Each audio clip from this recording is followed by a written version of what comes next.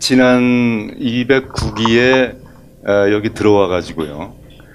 그러고 이제 저는 왔다 갔다 이렇게 했는데 제가 모시고 온 분이 이제 여기 와야 할 필요가 있어 가지고 이제 그랬는데 그때 왔더니 여기 계신 분들이 제가 환자고 제가 아프고 저분이 보호자인 줄 알았던 모양이라.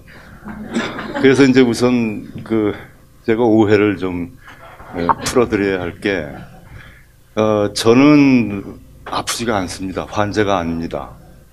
근데 이 박사님 말투로 하면은 뭐예요?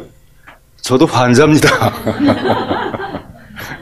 그게 이제 무슨 말씀이냐면은, 제가 모시고 온 분은 공식적인 환자시고, 그것도 9월 달에 우연히 알게 된 거고요. 저는 비공식적인 정상인입니다. 병원에 가서 무슨 뭐 검사를 했다거나 그건 아니기 때문에.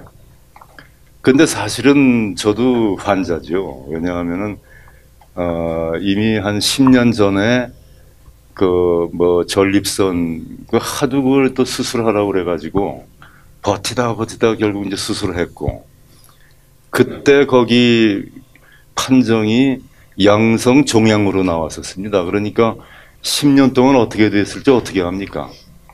지금도 이제 비뇨기과 의사하고 6개월에 한 번씩은 만나긴 하는데, 이 의사분이 계속 저보고 이제 자꾸 조직 검사를 하라고 그러는 거예요. 그래서 그거 좀 안 하면 안 되냐고. 그러면서 저는 조직 검사 대신에 수치, 혈액 검사 수치만 확인하고, 7.4네요. 그럼 전하고 조금 놀랐네요. 뭐 조금 내렸네요. 이제 그러고 나서는 그냥 세상 돌아가는 얘기 하다 옵니다. 그러니까 지금 그렇게 버티기를 거의 한 7, 8년을 버텼는데, 그것도 그렇죠. 또 약간의 사시가 생깁니다. 그래서 제가, 이게 세상을 너무 이렇게 삐딱하게 봐가지고, 드디어 사시가 생기는구나. 그래서 지금도 이렇게 봐야 되거든요.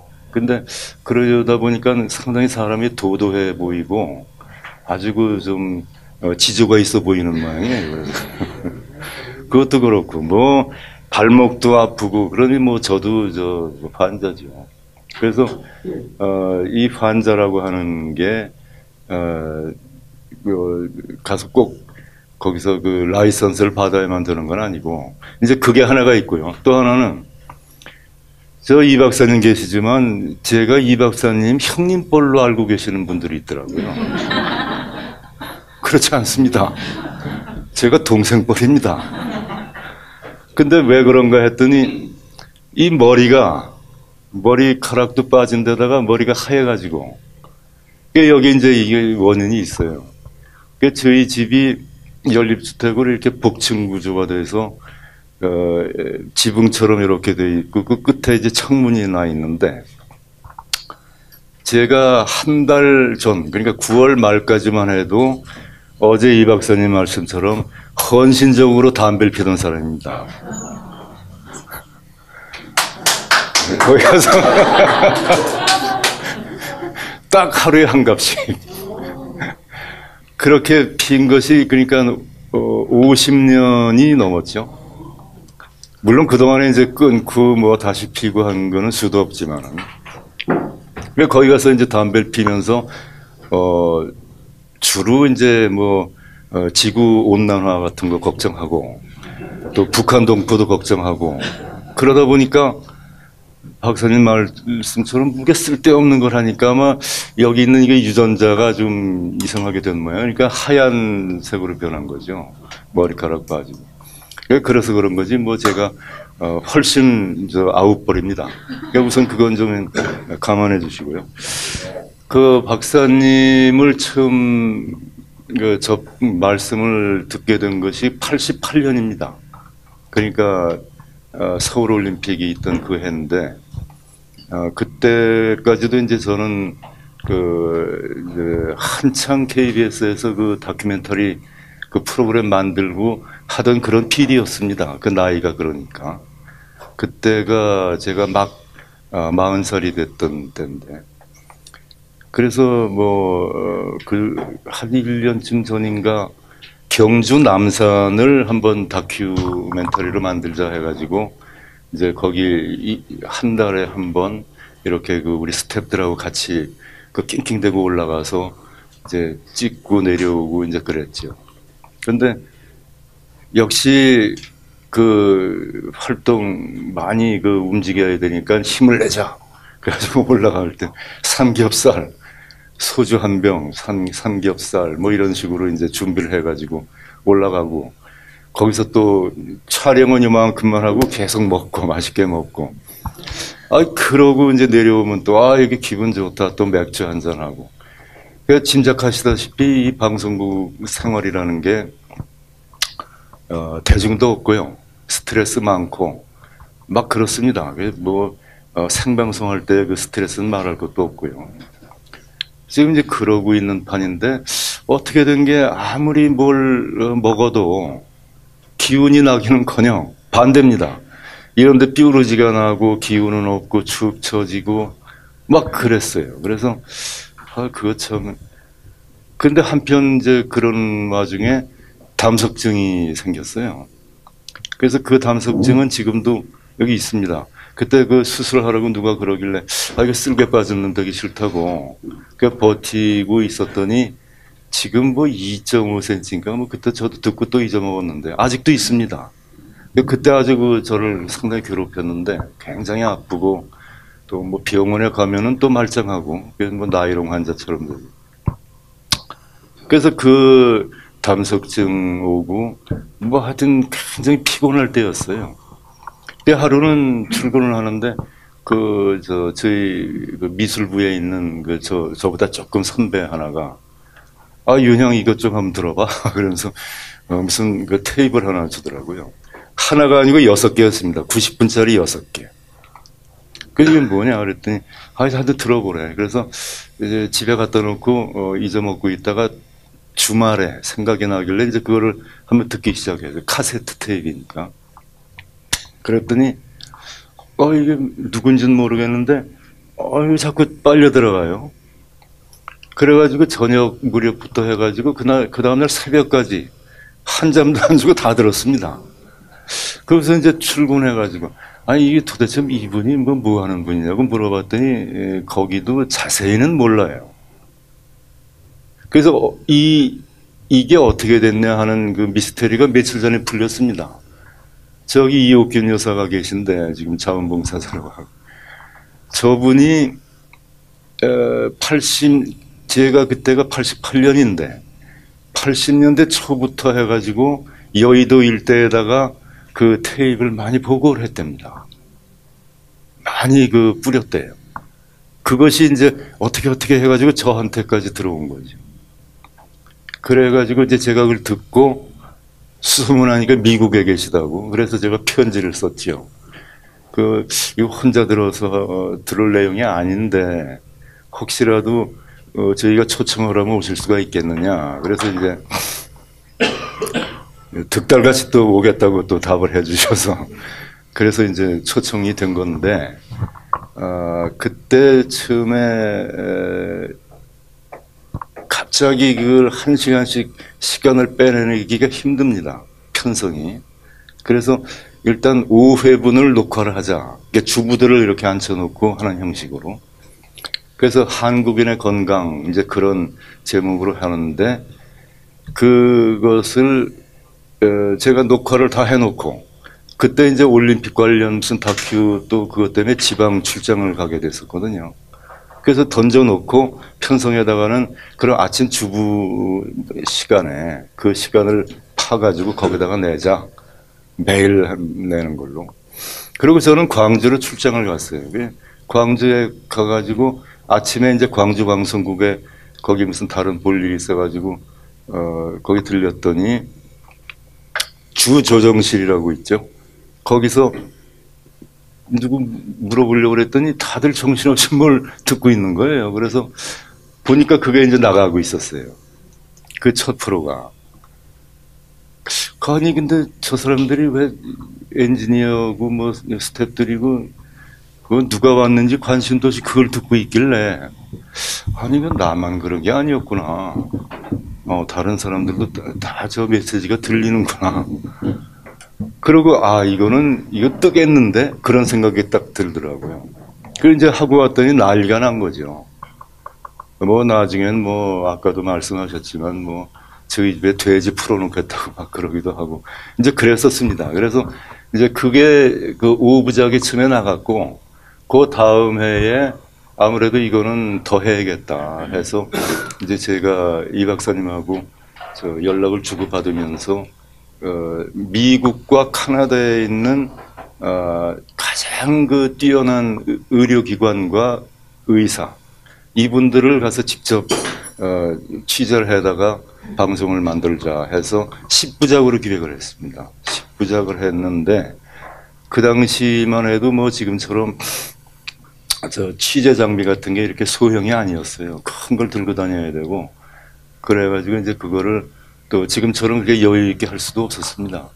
그래서 40일 동안 미국 각지를 다니면서 하는데 이 박사님이 거기 있는 그 노벨상 후보에 해당될 만한 의사분들을 얼만큼 많이 섭외를 해 놓으셨는지 촘촘하게 이렇게 준비를 해 놓으셨어요. 그래 할 수 없이 어디서 하나 끝나면은 그냥 차를 타고 공항으로 달려서 공항 내에서도 뛰어야 됐습니다. 이제 그러면서 미국의 그 도시를 20몇 개 도시인가 제가 세다가 잊어버렸는데 나중에 카나다까지 그렇게 해가지고 그때 이제 그게 이제 10편이 나간 거죠. 그래서 그게 지금 아직도 그 자료로 저한테는 남아 있습니다. 그러니까 거기 보면은 그걸 보면은 그 이 박사님이 지금은 게 아주 후하시죠. 그냥 빼빼 저 콩나물처럼 빼빼매 그런 아주 저 멋쟁이 그런 모습으로 지금 나오시죠. 그래서 이제 그렇게 된 겁니다. 그래서 제가 가만히 생각을 해보니까 제가 모시고 있는 분한테도 제가 며칠 전에 그랬지만은 이게 아무래도 그때 그게 저한테 이렇게 들어오고 제가 그렇게 해가지고 이게 방송에 나가고 한 것이 아마도 당신 지금 그 아픈 거를 낫게 해주려고 아마 그렇게 시작이 된 것 같다.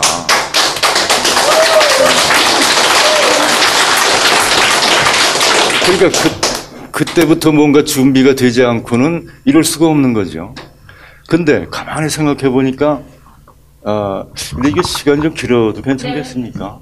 네. 아니 이 박사님 말씀이 더 중요하지.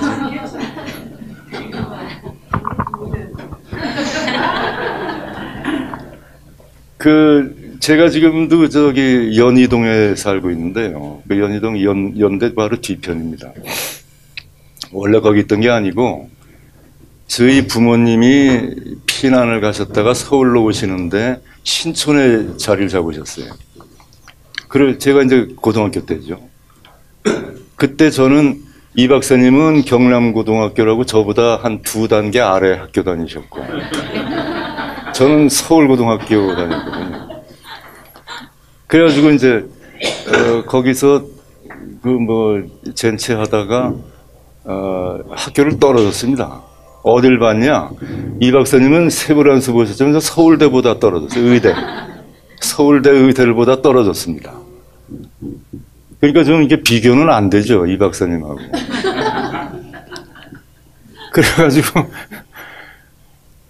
제가 이제 재수할 때인데 그 신촌 로터리에서 세브란스까지 계속 저녁마다 걸어 다녀서 거기 이제 산책을 다녔어요. 가만히 생각해 보니까 그때 이 박사님이 세브란스 다니셨거든요. 그 어디선가 아마 크로스가 됐을 겁니다. 저하고. 못 알아봤어요. 예. 미래의 일꾼들이 서로 몰랐죠. 어쨌든 그렇게 된 것 같아요. 그래서 그러다 보면 이것이 50년이 넘는 얘기입니다. 50년이 넘는 얘기고, 그렇게 해서 이제 지금, 그게 이제 오늘까지 이르렀는데, 저희들도 그랬지만은, 다들 이렇게 절박한 상황에서 오신 분들이 많은 걸로 알고 있습니다. 근데 결과적으로 잘 오셨습니다. 잘 오셨고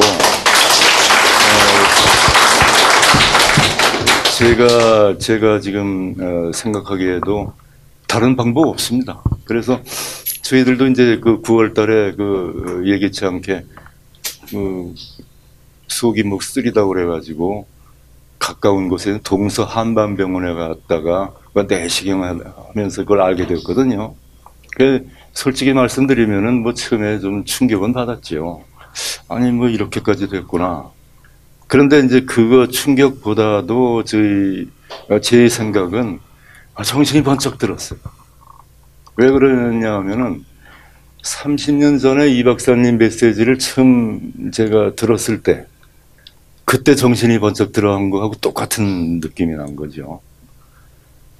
근데 그때 이 박사님 메시지를 우리가 보통 밖에 메시지를 받을 땐 두 가지로 받는다고 생각을 하는데 머리로 들어온 건 머리에 저장되겠죠.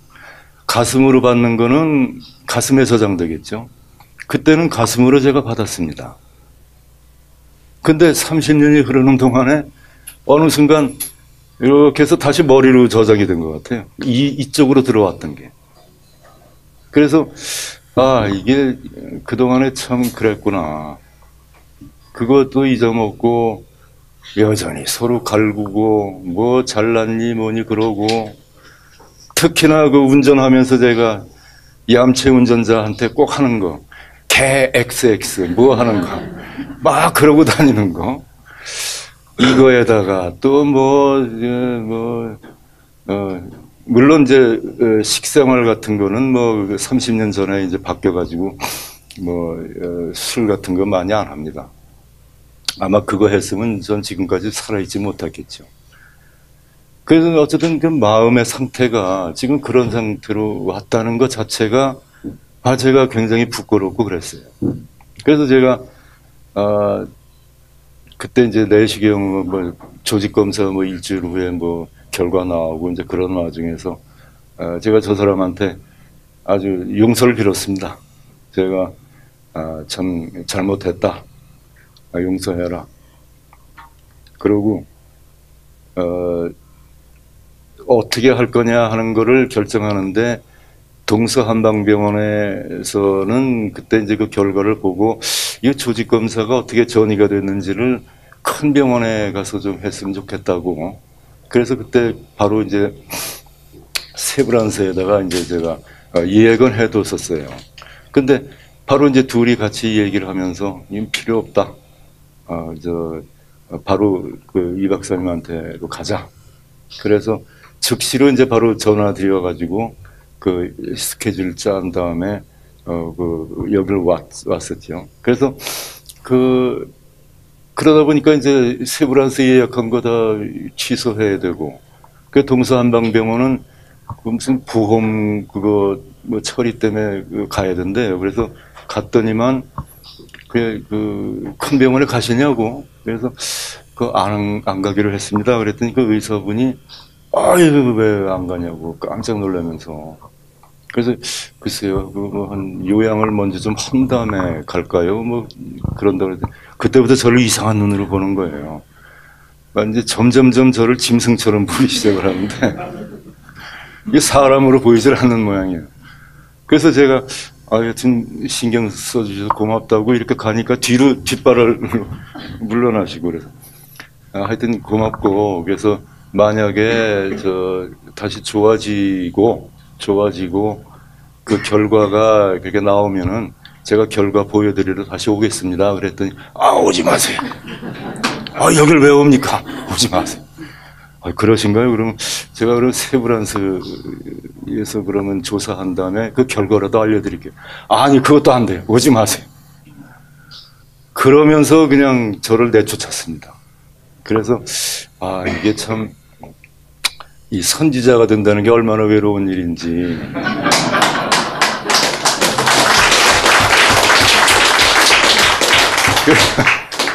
그 투사라는 게 보통 힘든 게 아니더라고요. 그래서 어쨌든 지금 그렇게 됐습니다. 그래서 이제 그 집사람하고도 그때 그렇게 하고 자, 어쨌든 좋아지면 6개월 후에 다시 가서 검사하자. 6개월 후에 좋아지면 제가 감사의 표시로 담배를 한갑 피겠습니다. 그랬어요. 거기 앉아가지고 이렇게 창문 앞에 앉아가지고 담배 피고 그러고는 영원히 끊겠습니다 했는데 이제 그건 괜히 하는 소리고요. 담배를 또 피워야 되겠습니까 제가. 낯짝이 있죠. 어쨌든 그런저런 상황에 지금 처해 있고 그래서 뭐 저분만 그런 게 아니고 뭐 저도 마찬가지고 뭐 다들 그 똑같은 그런 상황에 지금 계신 걸로 알고 있는데 그때 이제 제가 이 박사님 메시지를 들으면서 지금도 남아있는 그 화두 중에 하나가 그 좁은 문이라는 거였습니다. 좁은 문. 그때 그 강연을 하실 때 그 말씀을 한 걸로 제가 기억을 하는데 그 앙드레지드 좁은 문은 뭐 다들 읽으셨겠지만 전 지금 그 스토리는 잘 생각이 안 납니다. 뭐 두 남녀가 뭐 그런 거였는데 그 좁은 문의 뜻은 지금도 대강 알려져 있기로는 굉장한 그 어려움을 이기고 그거를 극복하면은 무언가가 온다라고 하는 걸로 돼 있는데 저는 그게 그런 뜻이 아니라고 봅니다. 좁은 문이라는 게. 그래서 이제 이 박사님 강의 중에 자주 나오겠지만 우리 이 사람이라는 게 얼마나 그 약한 존재인지 이를테면 온도라든가 무슨 여러 가지 그 생존 조건에 얼만큼이나 이게 취약한 존재인지 그 범위를 벗어나면은 이거는 죽는 거고 그렇지 않으면 사는 거고 지금 그런 뜻이죠. 그래서 그 주어진 어떤 그 아주 그 얇은 그 띠 같은 그 황무지에 나온 오솔길 같은 거기를 갈 때 건강과 자유가 있다. 얼마든지 보장된 자유가 있다. 그런 뜻으로 저는 알고 있습니다. 그러니까 막 고행을 해서 뭔가를 수행을 해서 이룩하는 게 아니고 그 선을 잘 지킬 때 있다. 그러니까 지금 이제 말씀해 주신 여러 그 외부적인 그 조건이라든가 내면적인 조건이 굉장히 그 많은 거를 요구하는 게 아니고 단순하지 않습니까? 그걸 지킬 때 모든 자유가 보장이 된다. 전 그렇게 알고 있습니다. 그래서 아마도 이제 같이 계신 분들도 뭐 잘 아시겠지만 그렇게 받아들이시고 그대로 믿고 굳이 또 한 말씀 더 드린다면 제가 전에 그 골프 칠 때 어떨 때 안 맞고 그러면은 안 맞고 이걸 막 그 같이 치던 사람이 아직도 잘 못 치는 사람이 하나 있는데 그 사람은 왜 안 맞냐 하면서 이거를 이래가지고 한 1분을 벌벌 떨고 있습니다. 그래서 그 사람은 지금도 못 쳐요. 그래서 제가 개발한 그게 있습니다. 내질러 타법이라고요. 안 될 때는 그냥 내지르는 거죠. 오비 나건 말건. 그냥 내질러서 하는 게 차라리 잘 되더라. 그래서 저희들도 지금 내지르려고 그럽니다. 내지르고.